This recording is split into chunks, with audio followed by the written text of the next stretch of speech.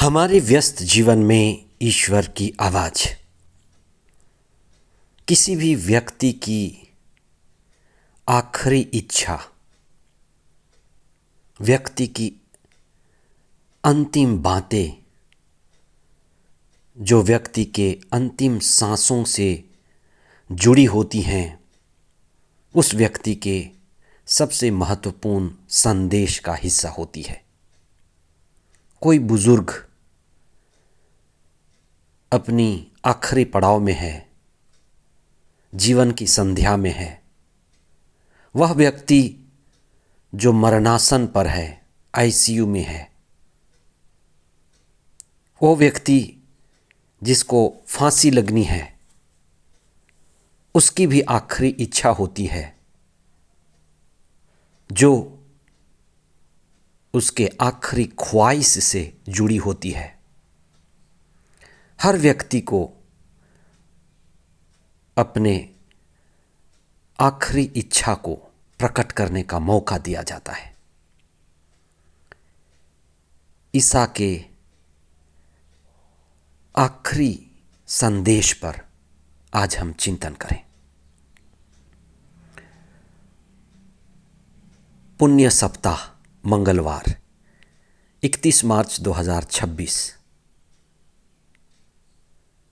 पहला पाठ नबी इसायास का ग्रंथ, अध्याय 49, पद संख्याएं 1 से 6 तक, और संत यूहन्ना का सुसमाचार अध्याय 13, पद संख्याएं 21 से 33 और 36 से 38 तक।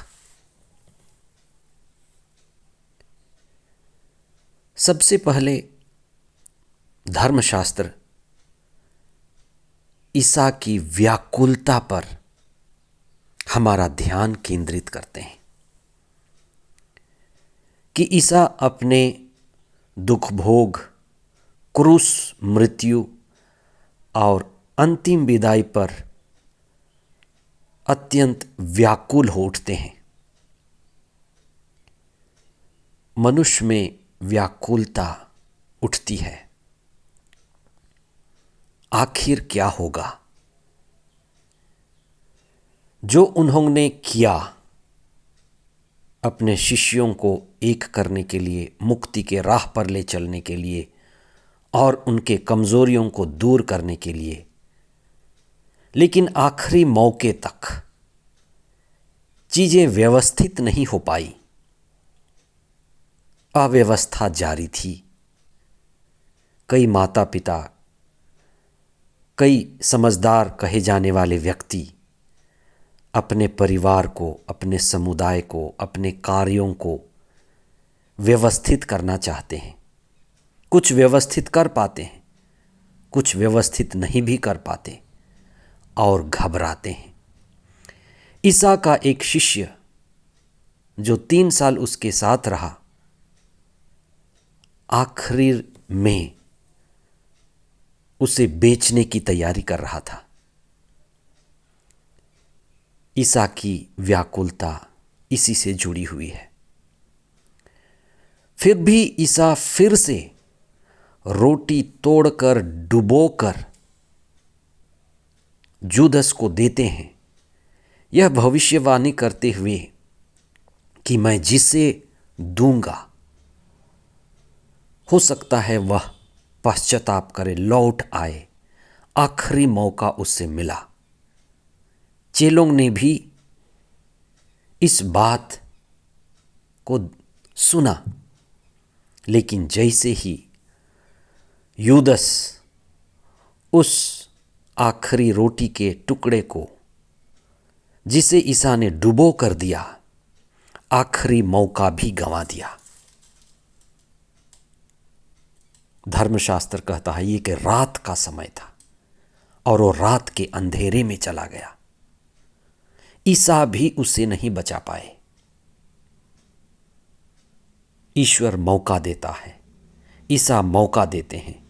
हमारा जीवन एक मौका है, लेकिन हम उन मौकों का सदुपयोग नहीं करते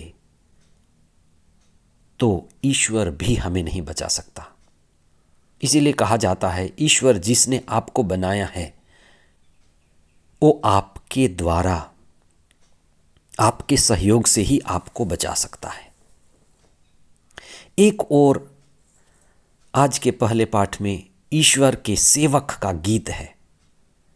ईश्वर का सेवक, जिसे हम इस्राएल जो असफल हुआ, एक राज्य के हैसियत से वह असफल रहा, टूटा, बिखर गया, वहीं एक सेवक ईसा के बारे में ये बात कही गई है कि ईसा के आत्म त्याग के कारण, आत्म बलिदान के कारण न केवल इस्राएल को लेकिन सारी मानव जाति को मुक्ति मिली। आत्म त्याग का मार्ग, आत्म बलिदान, आत्म चेतना, आत्म ज्ञान का मार्ग ही मुक्ति का मार्ग है। इसलिए हम ईसा के आत्म त्याग पर, क्रूस के बलिदान पर मनन करते हैं, चिंतन करते हैं, मौन करते हैं। और ये पुण्य सप्ताह में हम ईसा के क्रूस को देखते हैं और उसी दृष्टि में, दर्शन में मुक्ति छिपी हुई है। वहीं मानवीय कमजोरी भी हमारे पास रखी जाती है, जैसे यूदस का व्यवहार। मनुष्य में कितना स्वार्थ है, लोभ है, लालच है।